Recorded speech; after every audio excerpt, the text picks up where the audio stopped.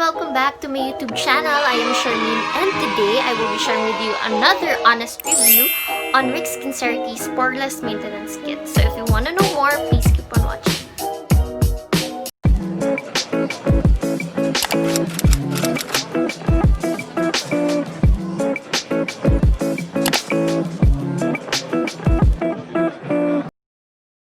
Today I will be having another skincare tip and napansin ko marami talagang nakapanood ng nakaraan kong video. So, promise ko kasi doon na I will be making another video on the set that I am currently using after ko nag-use ng rejuv set. So, ito na siya guys. I know you've been waiting for this. So, mag-start na tayo. Disclaimer po muna, lahat ng ibabahagi ko ngayon ay base sa aking experience and research at hindi po ako isang skin expert.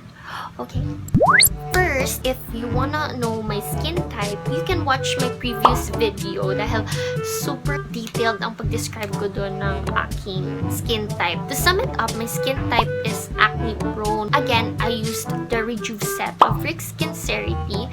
After that, I used their glow up set. Pero hindi ako nahiyang. Bumalik ako sa dati kong skincare routine for acne prone na skincare routine yung nabibili sa drugstores. Kalauna nag-release na rin ang RYXSkincerity nitong Poreless Maintenance Kit. Kaya binili ko yun at trinay ko kung mahihiyang ba ako. And luckily, nahiyang ako. So sa mga ka-skin type ko dyan, try nyo na to. Pero I'll be giving more information about it. Natapon ko na po yung box, pero nandito po lahat. Kompleto po yung products. Ito na. Ayan. Pamahulog.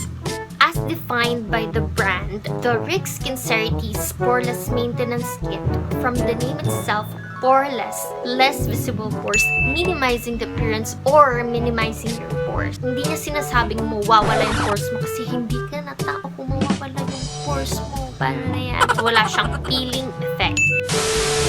Sino ba dapat gumamit nitong set na to? They recommend this as the set na gagamitin mo after mo mag-rejuv since super mild nito. Pwede rin naman yung glow up set pero yun na, at least may two options. Pwedeng gumamit ito yung mga walang pimples or yung may pimples pero ayaw mag-rejuv.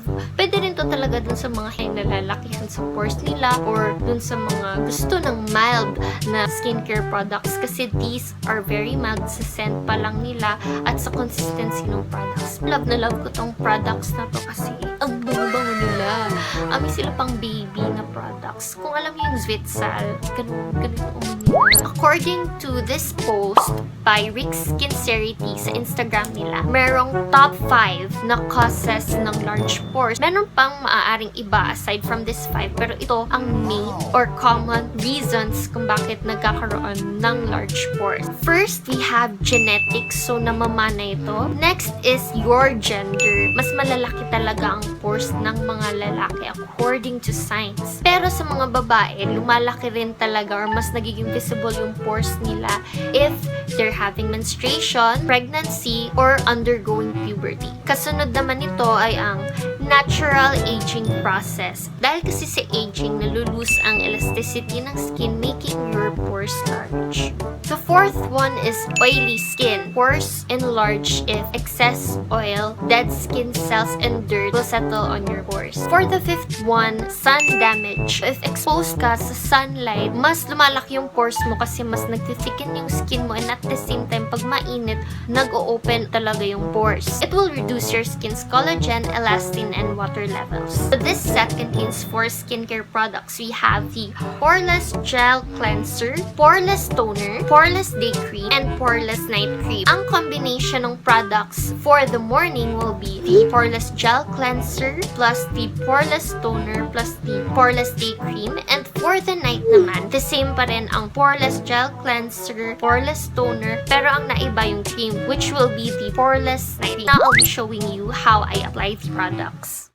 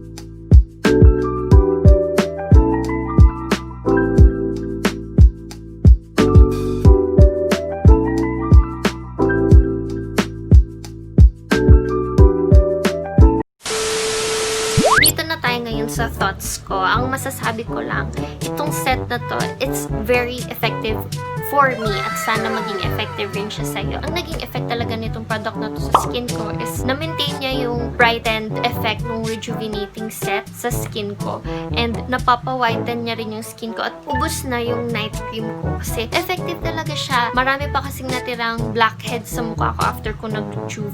And this one, pinapahinog niya rin yung aking mga whiteheads at napapa-dry niya agad yung mga pimples. For example, meron kang bump na or pausbong pa lang na pimple, if lalagyan mo nito siya paggabi, pagising mo, hindi na matutuloy yung paglaki ng pimple, mag-shrink na siya. Ito yung pinakaunang naubos and konti na lang yung natira. Spot treatment na lang ang ginawa ko sa kanya. Tinitipid ko at ibang moisturizer yung ginagamit. I actually took a photo on the night that I first used this set. But within that period, from that day until now, in between yan kasi nag-rejuve ako. But it is very visible talaga na hindi na ako tinutubuan ng pimples. Paminsan-minsan na lang. Pwede nyo nga pala itong i-refrigerate so that pag gagamitin nyo na, meron siyang cooling effect. Just like any other new skincare products that you will try, don't forget to do the patch test to make sure that you are not allergic to that product.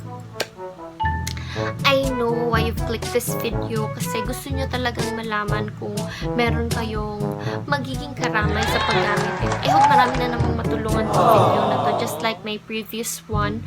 Alam kong marami pa talagang nagsistruggle with acne and dark spots. Don't forget na meron kayong mga karamay. Kaya research, try again, and someday mahanap nyo rin yung products na mag-cure sa mga pimples nyo or sa mga dark spots nyo. Always be careful and try this product at your own risk. If you have any questions, don't hesitate to comment down below, or you can also check me out on my Instagram accounts. You can also DM me there if you have questions to ask and I'll be glad to answer them. Yun lang, and thank you so much for watching. Please like this video and subscribe to my channel, and I'll see you in my next one. Bye bye!